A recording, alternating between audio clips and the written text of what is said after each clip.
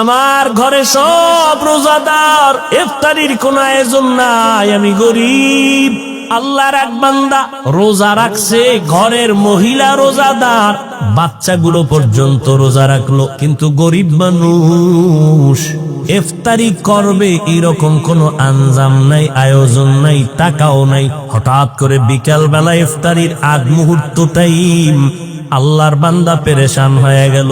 আমি আর আমার স্ত্রী একটু পানি দিয়েও তো ইফতারি করতে পারবো, কিন্তু আমার সন্তানগুলোর মুখে কিছু খানা না দিলে তো লজ্জায় আমরা মরে যাব।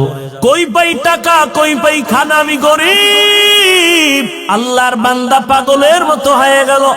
দেখি কোন বন্ধু বান্ধবের কাছে একটু ধার টাকা নিয়ে ইফতারির আয়োজন করা যায়নি। আল্লাহর বান্দা ঘর থেকে বের হইয়া একটু বাড়ির পাশে একটা মুসলমানের ঘরে গেল, টাকাওয়ালা মুসলমান।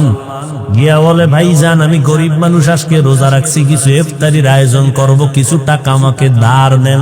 মুসলমান ধমক দিয়া বলে, তোমাকে আমি টাকা ধার দিব না। অহংকারী হইয়া গরিবের তুচ্ছ তাচ্ছিল্য করে এখান থেকে তাড়ায় দিল। আল্লাহর বান্দা চোখের পানি মুছতে মুছতে বের হয়ে গেল। রাস্তা দিয়া হাঁটে, ও মালিক তুমি ছাড়া আমার কেউ নাই। ইফতারির সময় আমার বাচ্চাদের মুখে কেমনে আমি হাসি ফুটাবো? এই সন্তানেরা, ওই মা বাবার ঋণ জীবনটা দিয়েও দিলে আদায় করতে পারবা না, যেই পরিমাণ কষ্ট মা বাবা করেছে। আল্লাহর বান্দা চোখের পানি মুছতেছে আর রাস্তা দিয়ে হাঁটতেছে, কোথায় যাবে নিরুপায়। আমার মালিকের কুদরত, হঠাৎ করে দেখে বিপরীত দিক থেকে একটা লোক আসতেছে।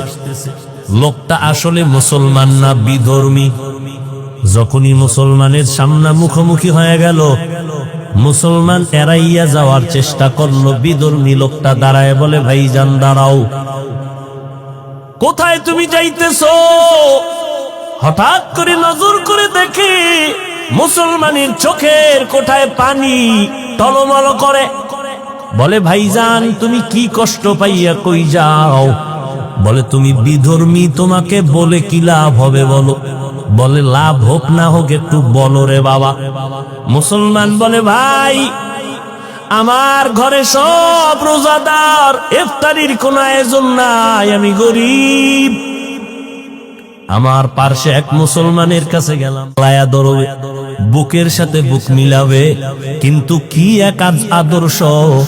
আমি মুসলমান, আপনিও মুসলমান, আপনার মাথার টুপি এক রকম, আমার টুপি আর এক রকম। এই শুধু এতটুকু ব্যবধানের কারণে কিছু মুসলমান আমাদের সালাম দেয় না, আমরা সালাম দিলেও তারা নেয় না। আছে না নাই? কি দুঃখ, কি দুঃখ গো, আমার নবীর আদর্শ কই? আর চট্টগ্রামের আশিকে রাসূল তোমরা কই? এরে নবীর উম্মতের দল, আল্লাহর বান্দা কাঁদতেছেন, কিন্তু বিধর্মীর অন্তরে মায়া জন্ম হয়ে গেছে। মনে আসেনি? বিধর্মীর অন্তরে মায়া দেখে বলে, তোমার জাতি ভাই মুসলমান তোমাকে তাড়াইয়া দিছে। বলে, হ্যাঁ। কয়, তুমি যদি মনে কিছু না নাও, আমি তোমারে কিছু টাকা দেই ধার, পারলে দিও, না পারলে দাবি নাই, যাও তুমি ইফতারির আয়োজন করো। আল্লাহর বান্দা গরিব, চোখের পানি মুছতে মুছতে যায়, দ্রুত গতিতে হালকা পাতলা ইফতারির আয়োজন করলো।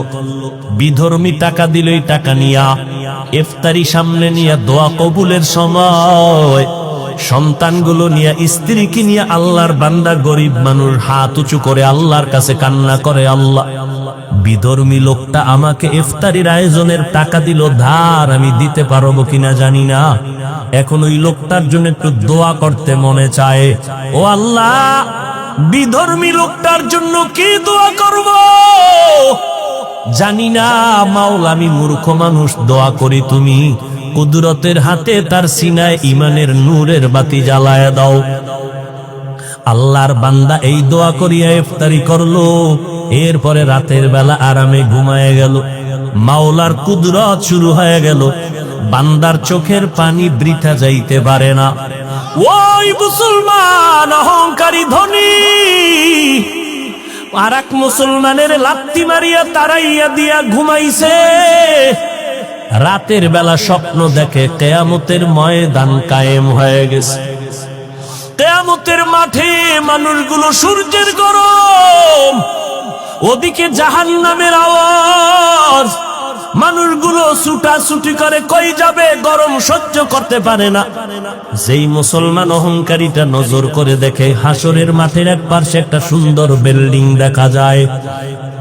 সূর্যের গরম থেকে আত্মরক্ষার জন্য দৌড়াইয়া বিল্ডিং এর কিনারায় হাজির। গিয়া কয়, দারোয়ান তালা লাগাইছো কেন, দরজাটা খোল, আমি একটু ভেতরে ঢুকে আরাম করব, আমি সহ্য করতে পারি না গরম। দারোয়ান কয়, এই বিল্ডিং তোমার না, দেখছনি নাম লেখা আছে? কয়, জানি না, বুঝি না কার নাম। কয়, আল্লাহর পথে গরিবের যারা সাহায্য করবে তাদের জন্য এই বিল্ডিং। আল্লাহর বান্দার ঘুম ভেঙে গেছে।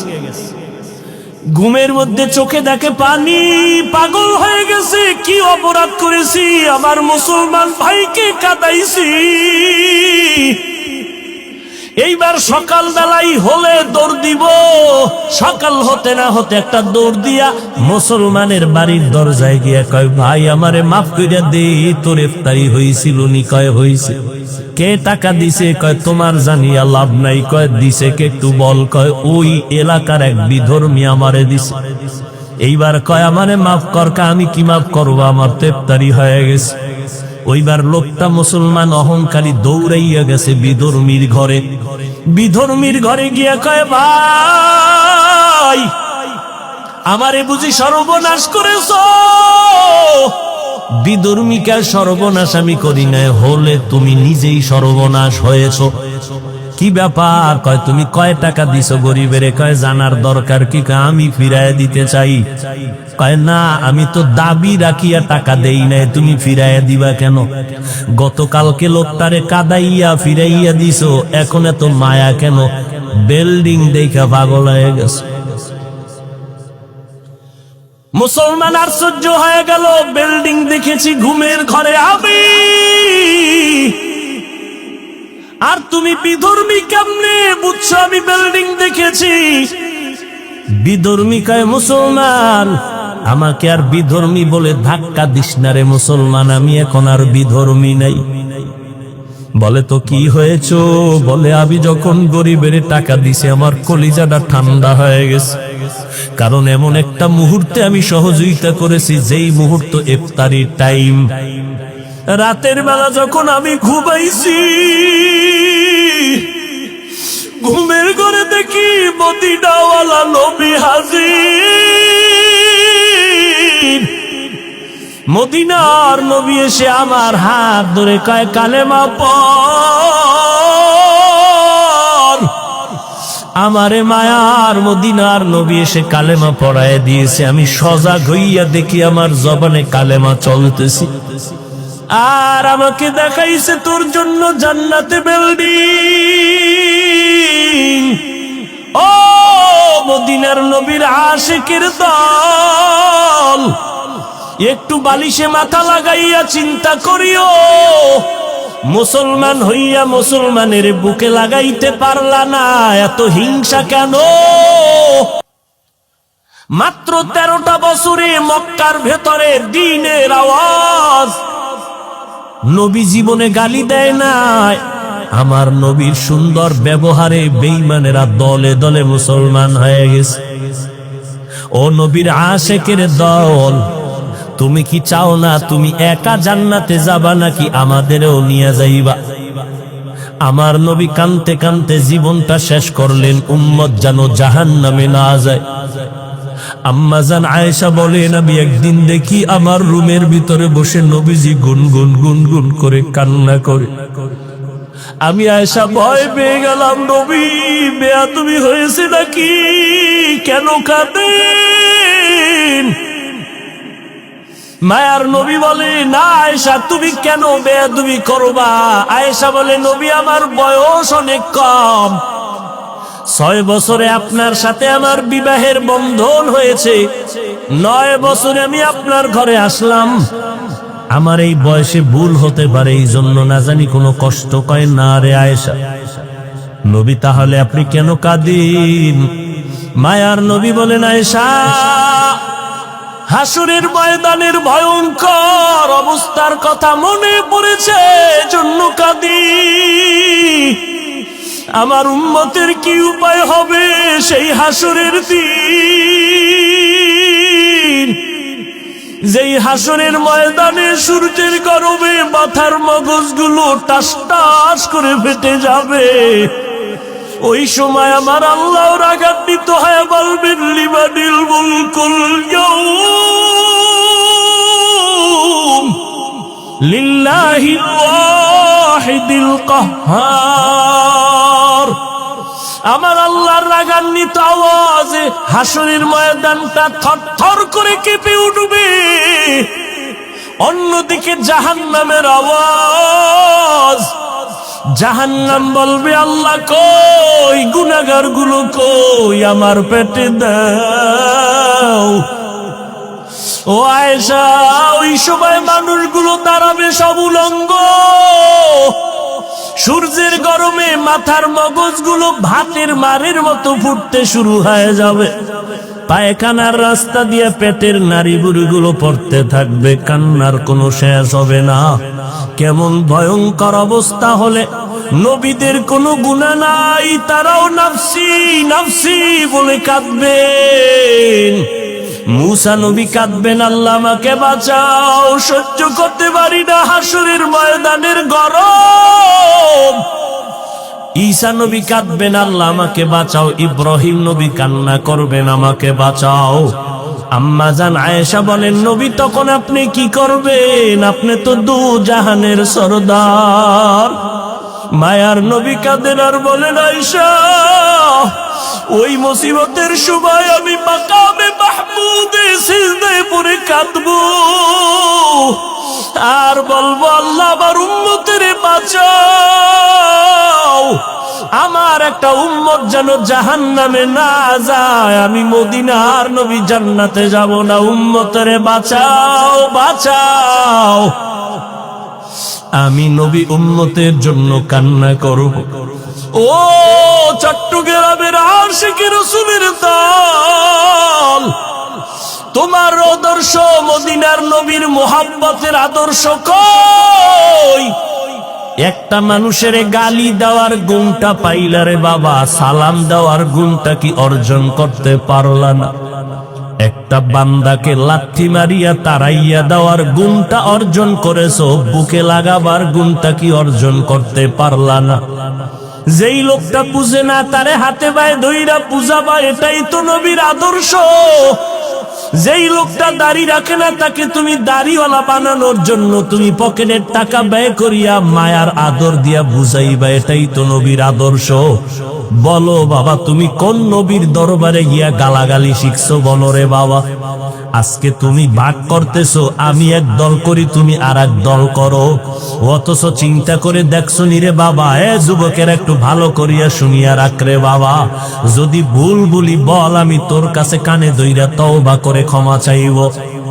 হিন্দুদের ধর্ম আলাদা, আদর্শ আলাদা। ইহুদির ধর্ম আলাদা, আদর্শ আলাদা। খ্রিস্টানের ধর্ম আলাদা, আদর্শ আলাদা। বৌদ্ধদের ধর্ম আলাদা, আদর্শ আলাদা।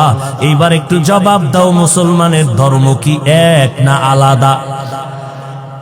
তুমি তাবলীগ, তুমি ধর্ম নাই কেউ, দেওবন্দি কেউ, এই দুনিয়ার মধ্যে যে যেই লাইনে চলো, ও বাবা তুমি দাঁড়াইয়া নবীরে সালাম দাও, কেউ বসে সালাম দাও, যে যেই লাইনে আসো।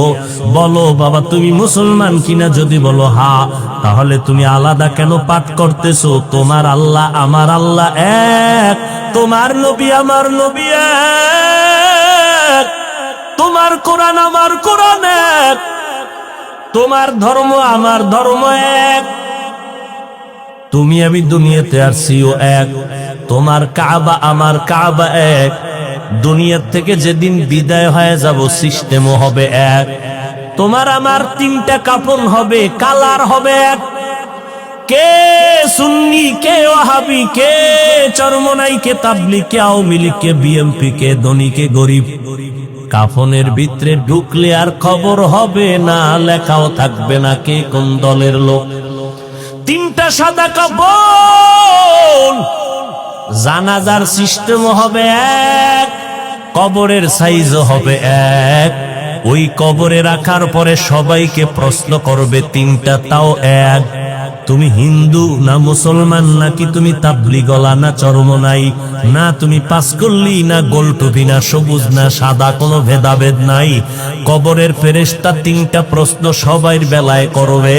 রবের পরিচয় দাও, ধর্মের পরিচয় দাও, রাহমাতুল লিল আলামিনের পরিচয় দাও।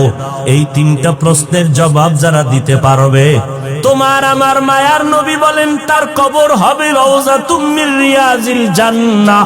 আর এই 3টা প্রশ্নের জবাব যদি দিতে না পারো, তার কবর হবে হুফরাতুম মিন হুফারিন নার। ও আল্লাহর বান্দা, আমার নবীর আদর্শ কেন এখনো অন্তরে ঢুকাইতে পারো নাই? আমার নবীরে গালি দিত, নবী তার কাছে বেশি যাইতেন, নবী তার জন্য বেশি বেশি দোয়া করতেন। আজকে তুমি আমারে গালি দিলা 13 বার, বলো আল্লাহর কাছে হেদায়েতের দোয়া করছো কয়বার? গালি দিয়েছো শত শতবার, বলো তাহাজ্জুদ পড়িয়া মাওলার কাছে হেদায়েতের দোয়া করেছো কয়বার? কই নবীর আশিক? তোমার মতো বান্দা নামাজ বাদ দিয়া, দাড়ি বাদ দিয়া, পর্দা বাদ দিয়া যদি মাওলার নবীর সুপারিশ পাও, তাহলে দাড়ি কামানেওয়ালাদের আর অপরাধটা কি হবে? নবীর আদর্শ কোথায় গেল? তুমি উম্মত কোথায় গেলা?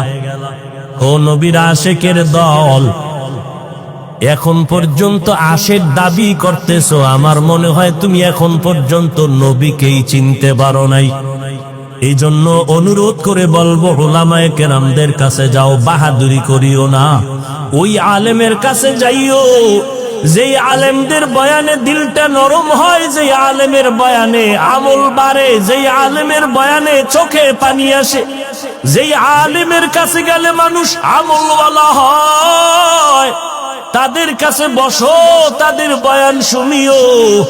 2 ঘন্টা বয়ান শোনার দ্বারা যদি তোমার দিনের মধ্যে একটু পরিবর্তনের ছোঁয়া লাগতে পারে, তাহলে তুমি যদি দীর্ঘ বছর আলেমদের কাছে উঠা বসা করো, তোমার অন্তর কেন পরিবর্তন হবে না?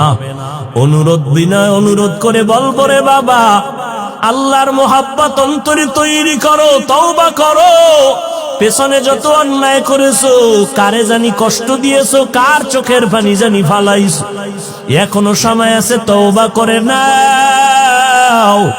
ওই অন্ধকার কবর বড় একার ঘর, ওই কবরে আমি বক্তা, আমি মাওলানা, কোনো প্রশ্ন করা হবে না। ওই সাদা কাপড় যখন পরাইবে, আমার গায়ের জামাটা পর্যন্ত বেলেট দিয়া কেটে কেটে আমার আপনজনেরা রেখে দিবে। ওই কবরে যদি জবাব দিতে পারি আমার রব আল্লাহ, আমার ধর্ম ইসলাম, আমার নবী মুহাম্মদ, তো জান্নাত পাবো। কিন্তু যেই গুনাহগার হইয়া রওনা দিতেছি কবরের জগতে, গুনার কারণে আমার হাত না পাক, চোখ না পাক, জিহ্বা না পাক, অন্তর না পাক, আমার ভেতরে অহংকারের গুনাহ, হাসাদের গুনাহ, হিংসার গুনাহ, গীবতের গুনাহ, আমি এই অবস্থায় তওবা না করিয়া যদি কবরে যাই, আমাকে যখন প্রশ্ন করবে রবের পরিচয় দাও, আমি বলবো হা হা লা আদ্রি, আমি কিছুই জানি না। আমাকে যখন প্রশ্ন করবে ধর্মের পরিচয় দাও, আমি বলবো হা হা লা আদ্রি, আমি কিছুই জানি না। আমাকে যখন নবীর দেখায় বলবে চিনো, আমি তো নবীর সুন্নাত অনুযায়ী চলতে পারি নাই, আমার চুলের মধ্যে নবীর আদর্শ নাই, দাড়ির মধ্যে আদর্শ নাই, পোশাকের মধ্যে মদিনার আদর্শ নাই, নখ কাটার মধ্যে নবীর আদর্শ নাই, জুতা পরার মধ্যে নবীর আদর্শ নাই, খানার মধ্যে নবীর আদর্শ নাই, ব্যবসায় নবীর আদর্শ নাই, সুদ খাইয়া ঘুষ খাইয়া বেপরদায় চলে গালাগালি করে গীবত করে জীবনটা নষ্ট করে ফেলতেছি। এই অবস্থায় কবরে গেলে নবীরে দেখিয়ে তো বলবো হা হা লা আদ্রি, আমি কিছুই জানি না। আল্লাহর নবী বলেন সাথে সাথে আমার আল্লাহ অর্ডার দিবে, গাইবি আওয়াজ দিয়া বলবে ফেরেশতারা, এই নাফরমানের জিজ্ঞাসা করার দরকার নাই, ওকে ধর। এই নাফরমানের দুনিয়াতে আমি আল্লাহ কম সুযোগ দেই নাই। আমার দেওয়া পানি, আমার দেওয়া বাতাস, আমার দেওয়া সূর্যের আলো, চাঁদের আলো, আমার দেওয়া গাছের ফল, জমিনের ফসল, নদীর মাছ খাই একবারও আলহামদুলিল্লাহ বলে নাই। আলেম ওলামারা পায়ে ধরে ধরে নামাজের কথা বলতে, এক ওয়াক্ত নামাজ পড়ে নাই, বরং বিরোধিতা করেছে। এখন আর দেরি না করিয়া এই নাফরমানের কবরে জাহান্নামের বিছানাটা দাও, জাহান্নামের সাথে রাস্তা বানায় দাও। আল্লাহর নবী বলেন, আল্লাহ রাগান্বিত হইয়া শেষবারে বলবে, ও কবরের মাটি, এই গুনাহগারের দুই পার্শ্ব থেকে জোরে জোরে চাপ দাও। ও আল্লাহর বান্দার একটা মশার কামড় সইতে পারি না, দুনিয়ার গরম সইতে পারি না, কবরের মাটির চাপ কেমনে সহ্য করবা রে বাবা। ও যুবকেরা, পায়ে হাত রেখে বলি, স্কুলে পড়ো, কলেজে পড়ো, চাকরি করো, বাধা নাই, নামাজটা ছাড়িও না, মা বাবার সাথে বেয়াদবি করবা না, ওলামায়ে কেরামের বিরোধিতা করে গুনাহগার হবা না, একে অপরের আপন বানাইয়া দোয়া নিয়ে চলো, মুসলমান মুসলমান ভাই ভাই হইয়া চলো, হিংসা অন্তর থেকে দূর করে দাও। পেছনে যদি অপরাধ করিয়েই থাকো, আজকে থেকে তওবা করো, আর নামাজ ছাড়বা না। আমার মাওলাকে মন দিয়া মনে মনে তওবা করো, আর ডাকো, হে মালিক, এই ময়দানে মনে হয় আমার মতো গুনাহগার কেউ নাই, আমারে কত সম্মানের চেয়ার দিয়া বসাইছে, যদি জানতো আমি কত বড় গুনাহগার, আমাকে কেউ চেয়ারে বসাইতো না। আমার মা, আমার বাবা, আমার স্ত্রী যদি জানতো আমি কত বড় অপরাধী, আমারে আর আপন বলে মোহাব্বত করতো না। আল্লাহ কয়, আমি তোর গুনার খবর জানিয়াও তোর সম্মানের চেয়ার থেকে আমি ফালাইয়া দেই নাই। আমি জানার পরেও গুনার কারণে রাগ করিয়া পানি মাছ বন্ধ করি নাই, খানা বন্ধ করি নাই। ও আল্লাহর কাছে ক্ষমা চাও, আর বলো, হে দয়ার মালিক, এই ময়দানে তোমার কত আশিকেরা হাজির, আয় আল্লাহ, মেহেরবানি করে জীবনে তওবার নিয়ত করলাম, আর গুনাহ করব না, বেপরদায় চলবো না, দাড়ি কাটবো না, মা বাবারে কষ্ট দিব না, ওলামায়ে কেরামের বিরোধিতা করব না, নবীর সুন্নাত অনুযায়ী চলবো, দাড়ি রাখবো, টুপি পরবো, নবীর আদর্শের পোশাক পরবো, নবীর সুন্নাত অনুযায়ী চলবো, আর নবীর সুন্নতের বিরুদ্ধে যাব না। নিশ্চিত নামাজ মানুষকে সমস্ত পাপের কাছ থেকে ফিরায় রাখবে। ফাহশাও বদামল, মুনকারও বদামল। ফাহশা এমন বদামল যেগুলো বুঝার জন্য বিবেক যথেষ্ট, দলিলের প্রয়োজন হয় না। মুনকার এমন বদামল যেগুলো সমাধানের জন্য দলিলের প্রয়োজন হয়, বিবেক যথেষ্ট হয় না। গালি দেওয়া বদামল, মিথ্যা বলা বদামল, এগুলো বিবেক বুঝে ফেলছে। কারণ দুনিয়ার কোনো বেঈমান গালি পছন্দ করে না, মিথ্যা পছন্দ করে না। মা বাবায় মিথ্যা বলবে, সন্তান মেনে নেয় না, গালি দিবে, মেনে নেয় না। কিন্তু কিছু বদ আমল আছে যেগুলো দলিল ছাড়া সমাধান করা যায় না। যেমন সিজদা করা একটা নেক আমল। সিজদা করা বদ আমল না নেক আমল? সিজদা যদি কেউ মাজারে দেয় নেক আমল। কথা বলে, সিজদা যদি কেউ বরকাছে দেয়, কবরে দেয়, কোন পীর সাহেবের কদমে লাগায়, নেক আমল। কি আমল? কিন্তু যারা পীর সাহেবের কদমে সিজদা করে, কবরে মাজারে সিজদা করে, তারা কি বদ আমল মনে করে? তারা তো সওয়াব মনে করে। আপনি গিয়া যদি বলেন বন্ধ কর তোর সিজদা, কেন? বলে শিরক। আল্লাহ যা পাবেন ওই জিনিস অন্যকে দেওয়ার নাম শিরক। আল্লাহর মতো আরেকজন আল্লাহ আছে মনে করার নাম শিরক। আল্লাহর ক্ষমতার মতো আরো কারো ক্ষমতা আছে মনে করার নাম শিরক। যারা শিরিক করবে তাদের নাম মুশরিক। মুশরিকদের জন্য আল্লাহ পাক বলেন জান্নাত হারাম। ওয়া মান ইউশরিক বিল্লাহ ফাকাদ হারামাল্লাহু আলাইহিল জান্নাহ। শিরিকের গুনাহ বড় মারাত্মক। আপনি যখন বললেন এই মাজারে সিজদা দেনওয়ালা শিরিক করে ফেলেছো, সে বলবে তুমি যে বললাম আমি শিরিক করলাম, দলিল দাও। আপনি দলিল দিলেন ইবাদতের সিজদা আল্লাহ ছাড়া অন্যকে দেওয়া হারাম। আপনার দলিল শুনে বলে থাম, দলিল আমগোদারও আছে। কি বলে? আমরা যে পীরের কদমে বা মাজারে সিজদা দেই, এটা ইবাদতের জন্য দেই না, সম্মানের জন্য দেই। সম্মান এবার আপনি বলবেন তুমি যে সম্মানের দলিল দিলা, বললা দলিল পেশ করো, বলে নাও দলিল নাও। আল্লাহর দরবারে ফেরেশতাদেরকে আল্লাহ হুকুম করলেন উসজুদু লিআদম, আদমের তোমরা সিজদা করো তাজিমান। সব ফেরেশতারা আদমরে সিজদা করলো সম্মানের জন্য। আবার মিশরের জমিনে ইউসুফ নবীর কদমে 11 ভাই মা বাবা মিলিয়া সম্মানের সিজদা করলো। এবার আমার মতো মোল্লা তো ঠান্ডা হয়ে গেছে দলিল শুনিয়া। আদম নবীর সিজদা করছে সম্মানের, তো পিসাবরে করলে অসুবিধা কি? অসুবিধা কি? এই আরেক জ্বালা। এখন ভালো আলেম যদি হয় তাকে ডেকে বলবে দিগায় তুমি যে দলিল দিয়েছো ফেরেশতারা আদমরে সিজদা করেছে, ইউসুফ নবীর 11 ভাই সম্মানের সিজদা করেছে, একটু আমাকে জবাব দাও, তুমি আদম নবীর উম্মত নাকি ইউসুফ নবীর উম্মত? অবশ্যই বলবে আমি মুহাম্মাদের উম্মত। এবার শুনে নাও, সম্মান বুঝি না, ইবাদত বুঝি না, যে কোনো ভাবেই হোক আল্লাহ ছাড়া কপাল দিয়ে অন্যকে সিজদা দেওয়া মুহাম্মদী শরীয়তে হারাম। এইবার তোর আকলকে দলাই কর, একটু বল আশিকে রাসূল আমার নবী মুহাম্মদের থেকে বড় পীর সাহেব জমিনে কেউ আসেনি? বড় মুহাদ্দিস, বড় মুফাসসির নাই? দ্বিতীয় প্রশ্ন জবাব দাও, জমিনের মধ্যে মাজারের অভাব নাই? মাজার আর মাজার, সিলেটে যাবেন মাজার, চট্টগ্রাম মাজার, বিভিন্ন মাজারে লেখা আছে পাগড়িওয়ালা জুতা চোর থেকে সাবধান। এত মাজার, চোরও বেশি, লেখা আছে পাগড়িওয়ালা জুতা চোর থেকে সাবধান। মাজার বলো চট্টগ্রামের মানুষ, আমার মদিনার নবীর মাজার শরীফ থেকে দামি মাজার কোনটা বলো? বুঝা শুনে বলে কেন? আজমিরের মাজার, খাজা মঈনুদ্দিনের মাজার, নিজামউদ্দিন আউলিয়ার মাজার, শাহ মাখদুমের মাজার, শাহ আমানতের মাজার, ইব্রাহিম নবীর মাজার।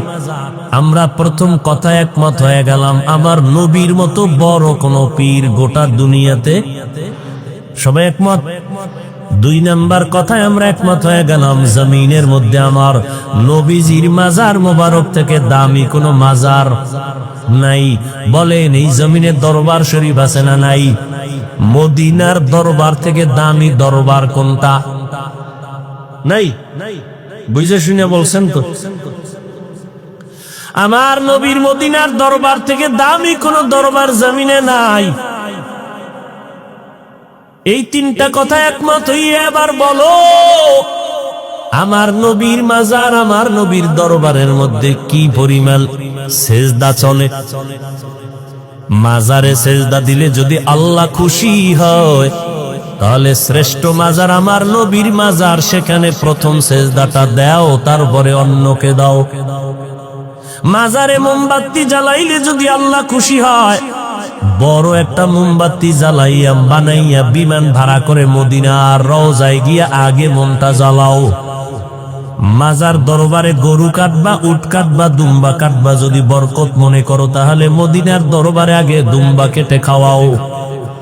জাতি বলো মদিনার নবীর দরবারে আর মাজারে সেজদা চলেনি, মোমবাতি জ্বলেনি। দুনিয়ার মাজারে আর আল্লাহর নবীর মাজারে আর দরবার শরীফে যা কিছু চলে না, সেজদা চলে না, মাজারে মোমবাতি জ্বলে না। নবীর মাজারে নবীর দরবারে যা চলবে না, দুনিয়ার অন্য কোন দরবারে আর মাজারেও তা চলতে দেওয়া হবে না। এটা কি নবীর বিরুদ্ধে বললাম? আল্লাহ হেদায়াত দান করুন। বড় আফসোস, মানুষ নফসের গোলামি হয়ে গেছে, দাবি করে আশিকে রাসূল। ভাইরা আমার, রাহমাতুল লিল আলামিন কেমন রহমতের নবী আমার।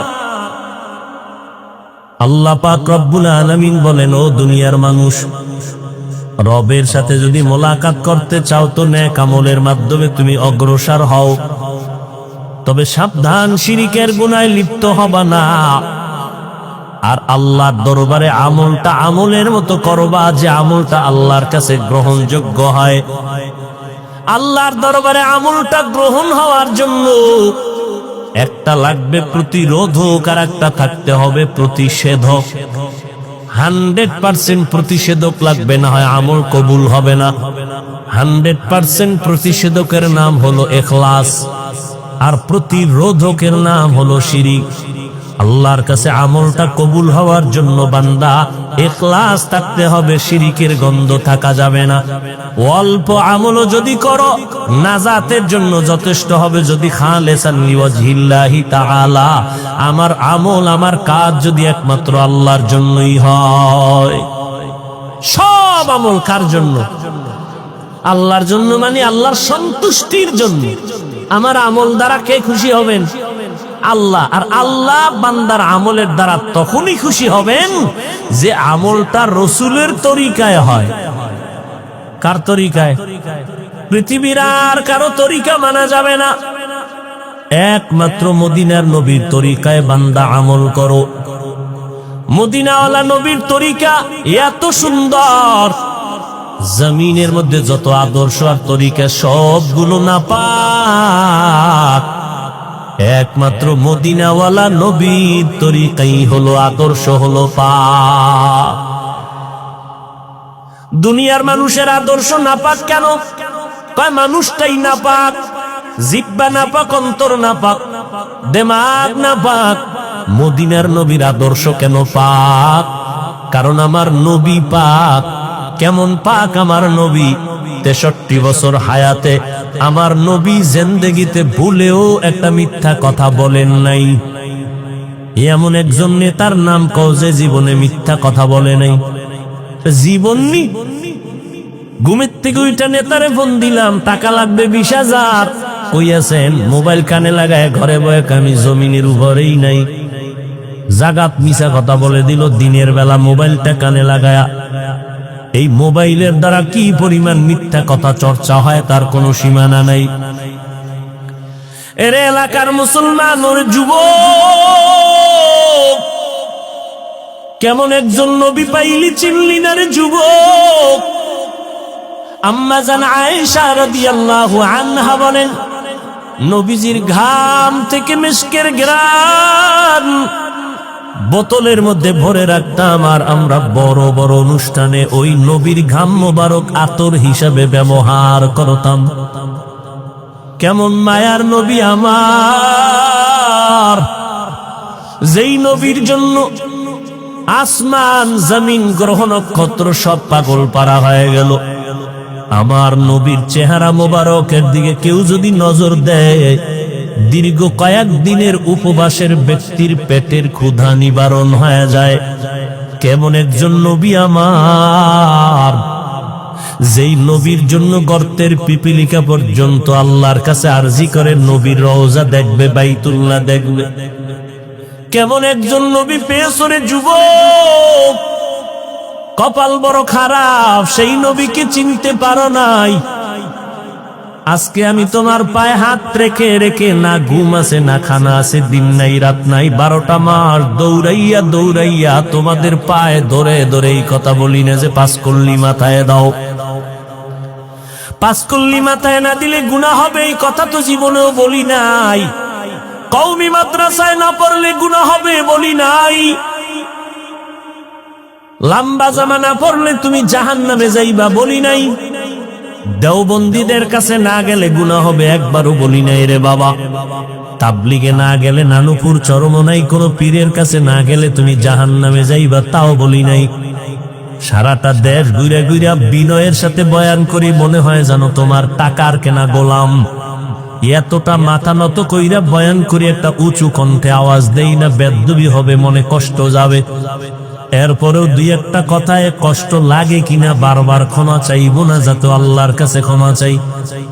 এত বিনয়ী হইয়া গোটা জাতিকে দুইটা শব্দ কলবে ঢুকাইতে চাই, দুইটা স্লোগান কলবে ঢুকানোর জন্য সারা দেশে দৌড়াই। এক নাম্বার স্লোগান, এরে আল্লাহর গোলাম, দুনিয়াতে যতদিন বেঁচে থাকবা গোলামি করবা আমার আল্লাহর, জমিনে যতদিন বেঁচে থাকবা আদর্শ মানবা মদিনাওয়ালা নবী, আর কারো গোলামি চলবে না। মদিনার নবীর আদর্শ ছাড়া আর কোনো আদর্শ মানা যাবে না। দুনিয়ার মানুষ আদর্শ বানাইয়া মানুষের সামনে বিক্রি করে দেয়, আবার কয়েক বছর পরে সংশোধনী লাগবে, আগের আদর্শ ভালো না, নতুন আপডেট করা লাগবে। কিন্তু মদিনার নবীর আদর্শ এত পারফেক্ট এবং পাওয়ারফুল, কিয়ামত পর্যন্ত যদি নবীর আদর্শ মানতে পারো, খোদার কসম বিনা হিসাবে আল্লাহ জান্নাত দিবেন, দুনিয়ায় শান্তি দিবেন। আমার নবী চ্যালেঞ্জ করে গেছেন, তারাকতু ফীকুম আমরাইন লান তাদিল্লু মা তামাসসাকতুম বিহিমা কিতাবাল্লাহি ওয়া সুন্নাত রাসূলি। আল্লাহর কোরআন আর মদিনার আদর্শের সুন্নাত যদি ধরে রাখতে পারো, জীবনে তোমার ঈমান ধ্বংস হবে না, তোমার ইজ্জত নষ্ট হবে না। এই বর্তমান দুনিয়াতে খোদার কসম করে বলি, যার কাছে মদিনার সুন্নাত যেই পরিমাণ আছে, ওই বান্দা বান্দি ওই পরিমাণ সম্মান আর শান্তিতে আছে।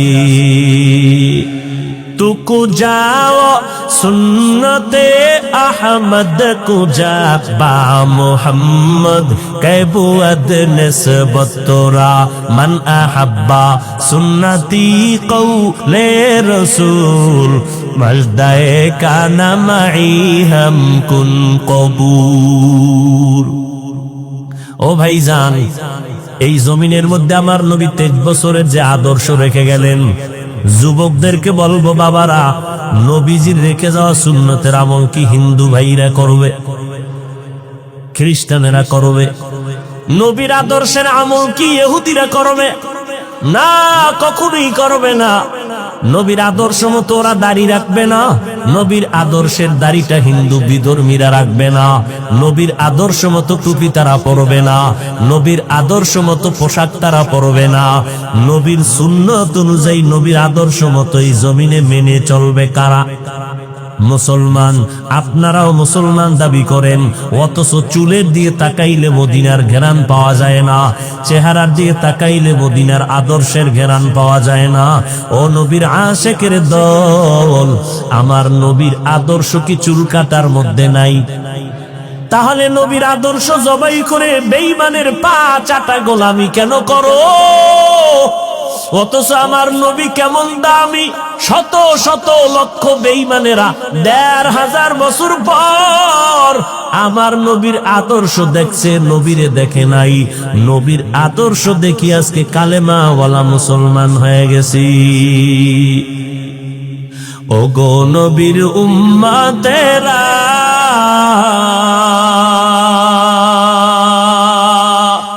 হয়ে আজি দিশাহারা,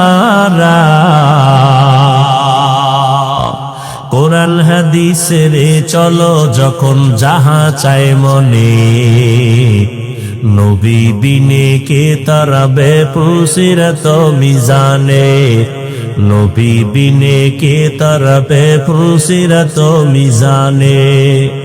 উম্মতের কান্ডারি নবী কাঁদছেন উম্মতের লাগি, এখনো কাঁদেন নবীজি শুয়ে মদিনার পানে, নবী বিনে কে তারাবে পুসিরত মিজানে, নবী বিনে কে তারাবে পুসিরত মিজানে। এরে নবীর আশিক উম্মতের দল, আমার নবীর আদর্শ মানলে তোমার শান্তি, কোনো অশান্তি নাই। আমরা যারা নবীর তরিকা মতো দাড়ি রাখলাম, টুপি পরি, পর্দা করি, হালাল খাই, আলহামদুলিল্লাহ, আমাদের সম্মান তো মোটেও কমে নাই। এরপরও আমার যুবক ভাইজানদেরকে একটু প্রশ্ন করি, আপনারা যারা নবীর তরিকা বাদ দিয়া চলতেছেন, বলেন আমাদের থেকে আপনারা কি পরিমাণ শান্তি আর সম্মানে আছেন? আমি তো চ্যালেঞ্জ দিয়া বলবো, আমরা যারা নবীর তরিকা মতো চলি, আমাদের মতো সম্মানে শান্তিতে জমিনে আর কেউ নাই। সমস্ত বিধর্মীরা ভেতরে ভেতরে চায় কোরআনের আওয়াজ বন্ধ হয়ে যাক, মাদ্রাসা বন্ধ হয়ে যাক, নবীর আদর্শ বন্ধ হয়ে যাক। এরপরে এত দুশ্মনীর মাঝেও তো আলহামদুলিল্লাহ আমরা তো না খাইয়া মরি নাই। এত বড় মহামারী করোনা গেল, কত চাকরিজীবীর চাকরি নাই, ব্যবসায়ীর ব্যবসা বন্ধ। আলহামদুলিল্লাহ কোরআনের কোন মাদ্রাসা এখনো বন্ধ হয় নাই। যার কাছে রাসূলের সুন্নাত যেই পরিমাণ আছে, ওই বান্দা ওই পরিমাণ সম্মান আর শান্তিতে আছে। টাকায় শান্তি দেয় না। ওই 10 তলা বিল্ডিং করে কি লাভ হবে, যেই বিল্ডিং এর দরজার সামনে দুদকের চিঠি এসে হাজির। ওই টাকা পয়সার মালিক হয়ে কি লাভ হবে, যেই টাকার পেছনে গরিবের চোখের পানি, গরিবের কলিজা আঘাত মেরে তুমি টাকা নিয়া বলো ওই টাকা দিয়া কি শান্তি হবে রে বাবা। ও আল্লাহর বান্দা, শান্তি আমার আল্লাহ দিবেন, তবে মুহাম্মদের আদর্শ মানতে হবে, না হয় হবে না। মুহাম্মদের আদর্শ এত সুন্দর। ও আল্লাহর বান্দা, নবীর আদর্শের টুপি দাঁড়িয়ে এত সুন্দর। আজকে যারা নবীর সুন্নাত অনুযায়ী চলে, তাদের মতো সুন্দর আর কাউকে লাগে না রে বাবা।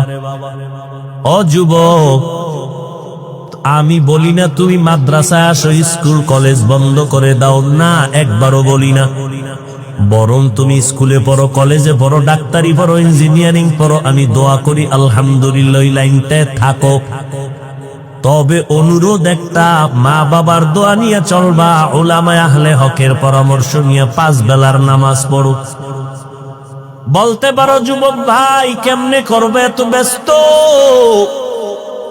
তোমাকে দিয়া বুঝাই, তোমার ক্লাসে ছেলে মেয়েরা স্কুল কলেজে পড়ুয়া, 5 বেলার নামাজ পড়নেওয়ালা। মিথ্যা কথা বলবা না, সত্য বলো, আসেনি।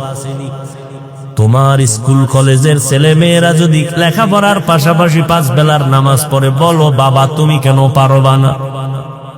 তোমার আমার মতো যুবক রাস্তায় গাড়ি চালায়, ড্রাইভারি করে, আজান হয়ে গেল গাড়ি বন্ধ করে যাত্রী সহ মসজিদে গিয়া নামাজ আদায় করে, অভাব নাই, বলো বাবা তুমি কেন পারবা না? এরে নবীর উম্মতের দল, আমার মায়ার নবীর আদর্শ এখনো তুমি অর্জন করতে পারলা না। হাসরের ময়দানে নবীর দরবারে কেমনে দাঁড়াইবা? ও পর্দার আড়ালের আম্মা জানেরা, আপনারা নবীদের মা, সাহাবায়ে কেরামের মা, আউলিয়ায়ে কেরামের মা, হাফেজে কোরআনের মা। আপনারা আয়েশা রাদিয়াল্লাহু আনহার মতো নারী, ফাতেমা রাদিয়াল্লাহু আনহার মতো নারী, খাদিজা রাদিয়াল্লাহু আনহার মতো নারী, ইসলাম আর মুহাম্মদ এত পরিমাণ নারীর মর্যাদা ইজ্জত দান করেছেন, দুনিয়ার কোন ধর্মে নারীর মর্যাদা দিতে পারে নাই। কিয়ামতের দিন জান্নাতের 8টা দরওয়াজা খোলা, 4 জন নারীকে ডাকবে, আসো। জান্নাতের 4টা দরজা, 8টা দরজা খোলা হবে, 4 জন নারীকে বারবার 8টা দরজা দিয়া ডাকবে, আসো, ভেতরে তোমার মেহমানখানা তৈয়ার। ওই 4 জন নারীকে ডাকা হবে, হিসাব লাগবে না, বিনা হিসাবে ঢুকে যাও। এর মধ্যে একজন নারী খাদিজা রাদিয়াল্লাহু আনহা। এরে পর্দার আড়ালের আম্মা জান, কিয়ামতের দিন আমার আল্লাহ যদি বলে দাঁড়াও, এমন একজন ব্যক্তি দাঁড়াও, আমি আল্লাহ দেখব যেই ব্যক্তিটা আমার মুহাম্মদের হাতে প্রথম কালেমার দাওয়াত কবুল করেছে। কে করেছো? দাঁড়াও। হাসরের ময়দানে আমি আল্লাহ কোটি মানুষের সামনে পরিচয় করাবো, দুনিয়ার কোন পুরুষ দাঁড়াতে পারবে না। একজন নারী দাঁড়ায় বলবে, আমি দাওয়াত কবুল করেছি মুহাম্মদের হাতে প্রথম, আমি সেই খাদিজা পয়গম্বরের বিবি। আল্লাহ যদি বলে নবীর হাতে কালেমাওয়ালা কোন মুসলমান আমার আমার নবীর আদর্শের দিন জমিনে বাস্তবায়ন করতে গিয়ে বেঈমানের মোকাবেলায় শাহাদাত বরণ করেছো, রক্ত দিয়ে দিন জিন্দা করছো। শহীদের দরজায় কোন ব্যক্তি প্রথম জীবনটা বিলায় দিছ? আমার মুহাম্মাদের দিন কায়েমের জন্য। দুনিয়ার কোন পুরুষ দাঁড়াতে পারবে না, একজন নারী দাঁড়ায় যাবেন। সুমাইয়া রাদিয়াল্লাহু আনহা বলবে, আল্লাহ, মুহাম্মাদের দ্বীনকে জিন্দা রাখার জন্য আমি প্রথম আমার জীবনটা বেঈমানের মোকাবেলায় যুদ্ধের ময়দানে বিলায় দিয়েছি। এরে পর্দার আড়ালের আম্মা জান, মনটা কি চায় না একজন আদর্শ সন্তানের মা হয়ে কবরে যাবেন? আপনার সন্তানকে ডাক্তার বানান, আলহামদুলিল্লাহ। আপনার সন্তান ইঞ্জিনিয়ার হবে, আলহামদুলিল্লাহ। আপনার সন্তান একজন প্রফেসর হবে, আলহামদুলিল্লাহ। ও আম্মা জানেরা, আপনার সন্তানটাকে আপনি ডাক্তার ইঞ্জিনিয়ার বানাইয়েন, তবে অনুরোধ বেয়াদব বানাইবেন না। আপনার সন্তানের ব্যবহারে যেন আলেম ওলামারা কষ্ট না পায়, আপনার সন্তানের আচরণে যেন এলাকার কোনো মুরব্বীরা কষ্ট না পায়, আপনার সন্তানের ব্যবহারে যেন অন্য সন্তান কষ্ট না পায়। আম্মা জান ইমাম গজালি রাহমাতুল্লাহি আলাইহি বলেন, প্রত্যেকটা সন্তানের জন্য মা হলো প্রাথমিক শিক্ষিকা। কারণ একটা সন্তান মা বাবার তুলনায় মায়ের কাছে সময় দেয় বেশি, সন্তান মাকে ফলো করে চলে বেশি। এই জন্য বাবার তুলনায় মাকে আদর্শবান হতে হবে বেশি। এরে আম্মাজান, অমুক ডিসি সাহেবের ব্যবহার ভালো, ওসি সাহেবের ব্যবহার ভালো, অমুক ওসি সাহেব এসপি সাহেবের ব্যবহার ভালো, চেয়ারম্যান সাহেবের ব্যবহার ভালো। খোদার কসম, যত ভালো ভালো বলতেছেন সব ভালোর পেছনে মায়ের অবদান আর কারো নয়। মদিনাতুল মুনাওয়ারা থেকে কালেমার দাওয়াত নিয়ে ভারতের জমিন হিন্দুস্তানে আসলেন খাজা মুঈনুদ্দিন আজমিরি রহমাতুল্লাহি আলাইহি। কালেমার দাওয়াত দিতে দিতে লক্ষ লক্ষ বিধর্মী তার হাতে মুসলমান হতে লাগলো। খাজা মুঈনুদ্দিন চিশতি আজমিরি রহমাতুল্লাহি আলাইহি মায়ের কাছে গিয়ে আনন্দিত। মা ডেকে বলে, ও মুঈনুদ্দিন, এত আনন্দিত কেন? বলে, আম্মা জান, আজকে এই ভারতবর্ষে কালেমার দাওয়াত দেওয়ার কারণে বহু লক্ষ লক্ষ বিধর্মী আমার হাতে কালেমা পড়েছে। আম্মা জান বলে, খাজা মুঈনুদ্দিন, এই বাহাদুরি তোমার না, আমি মায়ের অবদান। মুঈনুদ্দিন বলে, আম্মা জান, কি আপনার অবদান? খাজা মুঈনুদ্দিনের মা দেখে বলে, সন্তান, তুই আমার গর্বে যেদিন আসছো রে বাবা, আমি মা রাতের বেলা ঘুমাই নাই, সিজদায় পড়ে মালিকের কাছে দোয়া করেছি, আল্লাহ, আমার সন্তানকে তুমি কুতুবুল আলম বানায় দিও।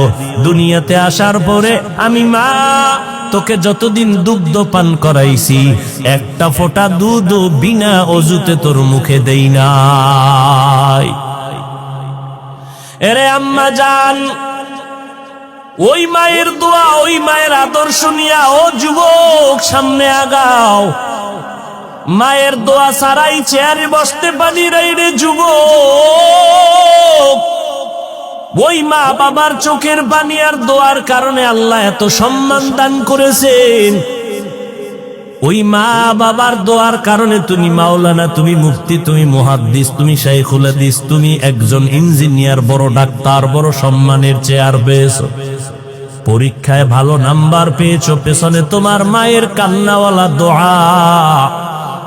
ওই মায়ের দোয়া ছাড়া সামনে রাস্তা অগ্রসর হওয়া যাবে না।